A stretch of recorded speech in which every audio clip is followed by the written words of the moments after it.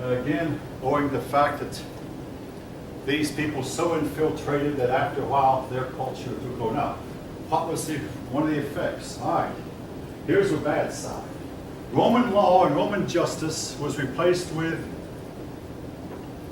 German law. German justice is, if you're accused, you walk on a hot iron, step on a hot iron. If your blisters heal quickly, you're innocent. This we're going to talk about when we get to chapter 12. This was actually their justice system, where make a man lie down in a bed of spikes. If he healed quickly, he was innocent. Now, we do know, this is a proven fact, that guilt can influence a person's healing. Guilt can make a person heal more slowly. And a lot of doctors say that guilt brings on things like cancer and other diseases. That persons who carry a lot of guilt are more likely to die younger than persons who don't. So there was some merit to this, but folk, it was primitive justice compared to Roman justice by any stretch of the imagination. But this is what they actually did. Finally, the Romans and these people met in a battle of Adrianople. The Battle of and this is one date I'm going to write down also, 378 CE. For the first time ever, the whole Roman legions were defeated in a battle. It was a big, big turning point in the world history. There was a book put out, some 70 years ago, it's probably out of print by now, the 10 most decisive battles in the history of the world. The Battle of Adrianople was one of the top 10, where that the Germans defeated the Romans. And folk, I just want to repeat what if the Romans had not killed so many of their babies, I don't think, but there was another problem the Romans had too. Their men and women did not like each other. Their population decreased. If they would have continued to populate like they had at the beginning, when their family life was strong, I don't think the Germans would have had at least a little bit of a chance. Do I think the same thing is in store for the United States? I think it's highly possible. I had a young man sit in front of another class. He said to me, I don't think the United States can be conquered. That's what Rome thought too. That's what Greece thought. The United States has some serious weaknesses.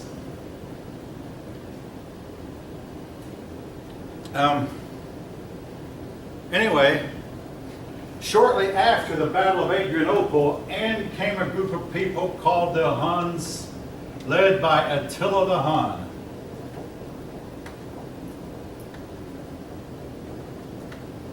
The Huns were from Central Asia, possibly from what we might today call Mongolia, or maybe one of those countries that broke off from the Soviet Union, but they were from that region of the world.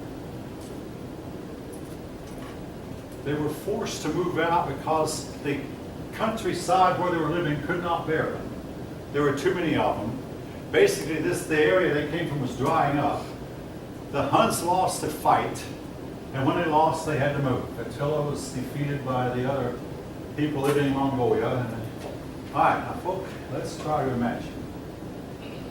You first hear a rumor that there are tens of thousands of people heading your way, and the men are all armed, and they have lots and lots of horses, and they're bringing their wives and children with them. You go out and investigate, and you get on a high hill and look down, and you can't see them all. They're all over the place, just swarming. You go back and tell your local magistrates, yes, it's true, and they're heading this way. None of us know what that's like. I don't know what it's like. But this actually happened. One king committed suicide rather than fight Attila.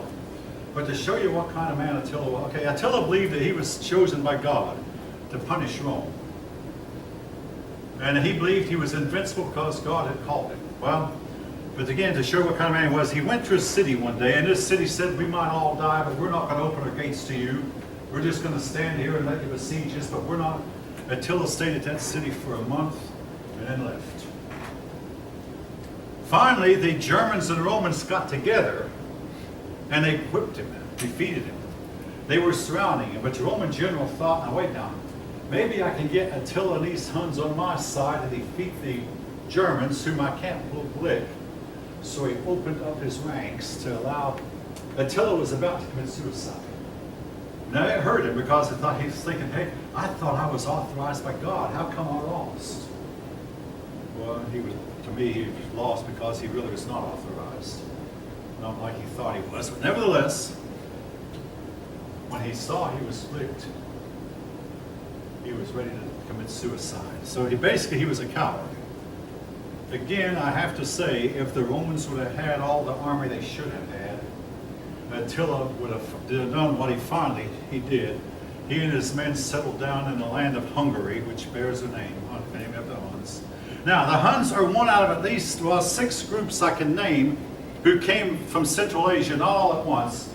There was the Huns, the Bulgars, the Magyars, the Finns, the Avars, the Turks, the Mongolians. I believe the Turks were the last one. But there were 6 different groups of people who came out of Mongolia and went into Europe, of which the Huns were the first ones. I said they founded the nation of Hungary, which still exists to this day.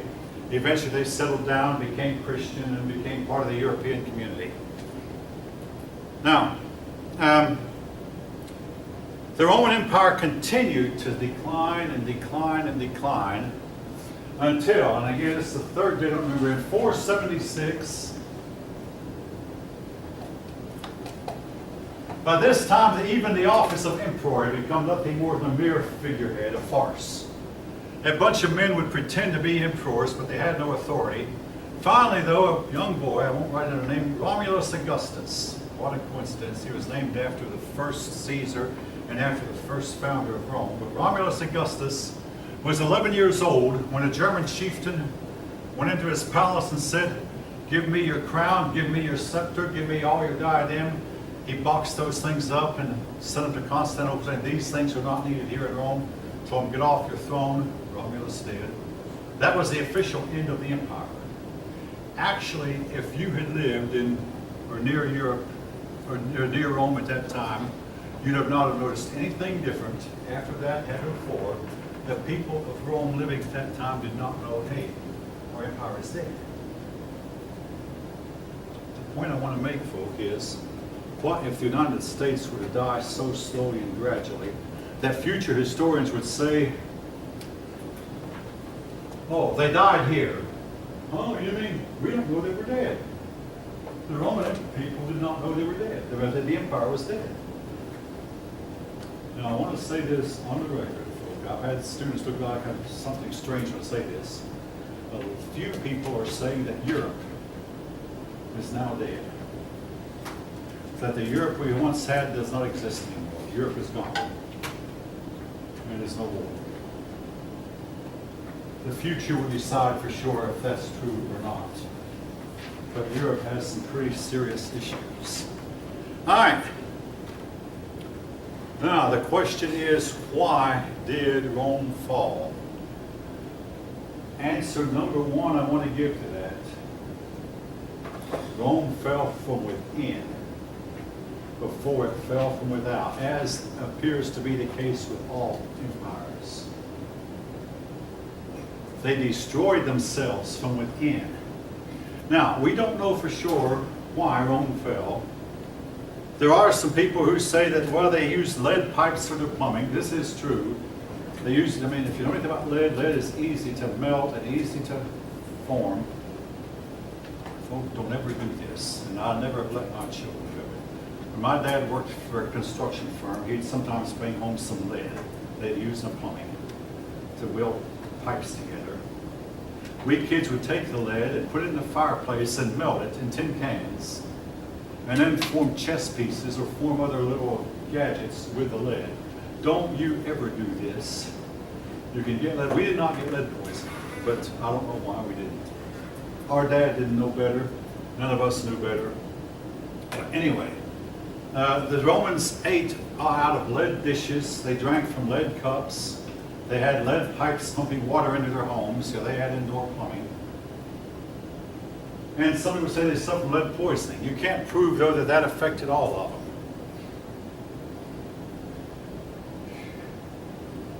I have a history book at the house that we used when I was in graduate school. My teacher at UT was about as old as I am now. Now he's long dead. But the book he used was written in the 1930s, and he'd been using it for more than 40 years.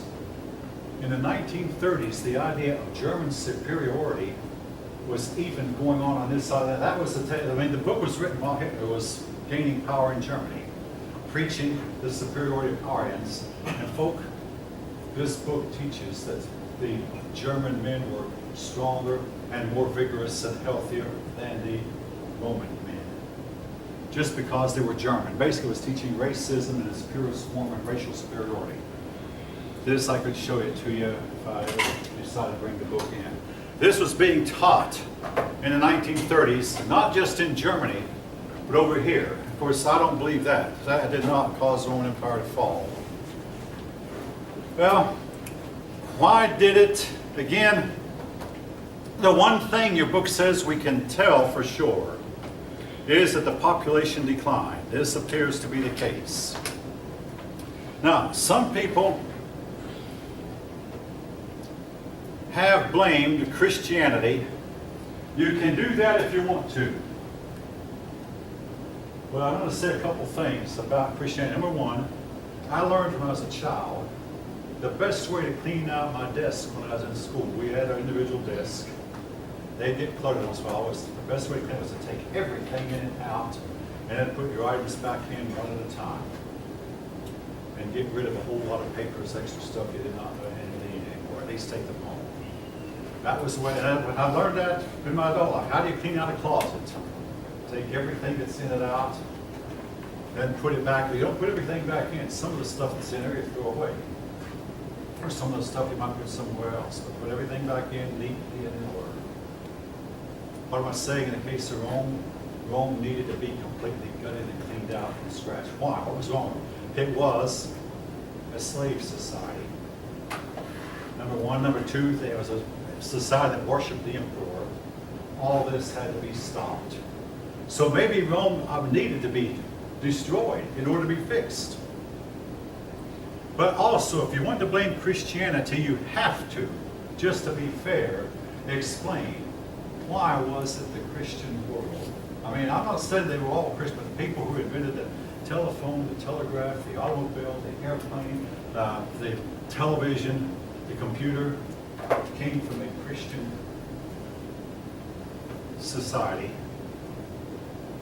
You have to explain that, folk. So yes, perhaps Christianity did help destroy the empire, but maybe the empire needed to be destroyed and rebuilt. All right. We do know that morality declined. People, the ordinary person, had little chance and little incentive to better themselves. Now, I say better themselves. I myself grew up in poverty. I'm not the least bit ashamed of that. I mean, you know, I don't care who knows it. I grew up poor, but I don't think I'm that way now. And I had a pupil, I've had more than one pupil who tell me that they grew up in poverty, fine and dandy. I hope they do. I hope they do well financially. In our society, still, you have a chance to better yourself. In Roman times, you didn't. There were plagues eventually. For a while, there weren't any, but there were plagues. Slavery is believed to have helped discourage technological advances. Not one of these ideas have been accepted by everyone. But the one thing I want to impress on you, what they impressed on me when I was in college, you don't assign one cause to any phenomenon. Why did the Roman Empire fall? There were several causes that interacted and interplayed with each other that led to the Roman Empire fall. Now, the last part of the chapter deals with Han Dynasty China, and I know I'm running out of time, but your book puts it in to compare. What was the similarities? What were the differences? All right. Both Han Dynasty China and Rome. Similarity. They both built roads. They both had a political unity for a while. They both had problems with barbaric neighbors to the north. For Rome, it was the Germans. For Chinese, it was the Mongolians. Both, all right, now this is something that I wanted for documentation. I did provide some documentation that you'll find on the web page, the documentation. For both of them, the population initially at the same time went up. Then at a certain point, the population of both reversed and went down. This leads me to believe that there was a cooling down. Your book mentions that both Rome and China had too many people that they could not grow crops for. I have to disagree with that. Even though I don't doubt that they started getting hungry, starving, and when they did, they got diseases that they were no longer resistant to. Both Rome and China, and their fault was due to the climate change, not due to overpopulation. Because we know today that both Rome and China could have taken in millions more people than they actually had. Today, China's population is more than 1 billion. At that time, at its height, it was about 60 million estimated. Now, one difference though, there were some differences. When I say they both had roads, they both had forts. One difference though is that Rome made a major change in its religion during this period. China did not.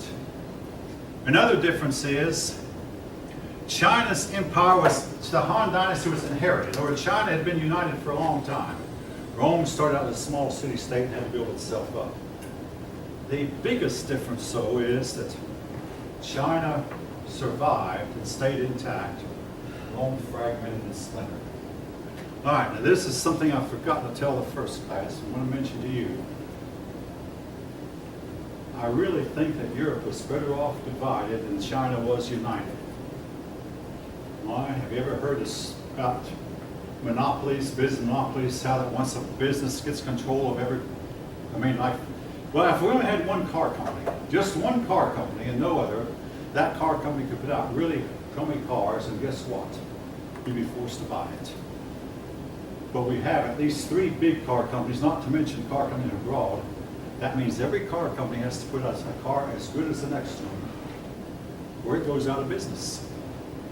Every restaurant has to put out food as good as the next to compete, or they go out of business. A lot of restaurants close down. They can't compete. Now, what if there were only one restaurant chain in the country? They could put out as crummy of food, as shoddy of food as you can imagine, and we have to either take it or leave it. But, in other words, Europe became divided. Well, what was so great about being divided? A few nations in Europe, namely Great Britain and Germany, and to a lesser extent France, developed technologically, and they brought the rest of Europe up. What if Europe had been united, like China was? The Chinese emperors and philosophers stopped Chinese development. The right people in the right places could have done the same thing to Europe. So Europe remained divided. China stayed together.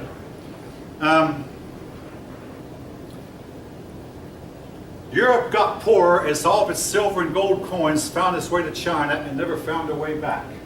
To this day, you'll find a lot of Roman gold and silver coins in China. Europe was not to get gold again until, and we'll talk about this in the next chapter, the Europeans stole it from the American Indians. And gold and silver came back to Europe again in abundance. Then eventually, Europe found gold and silver in Africa.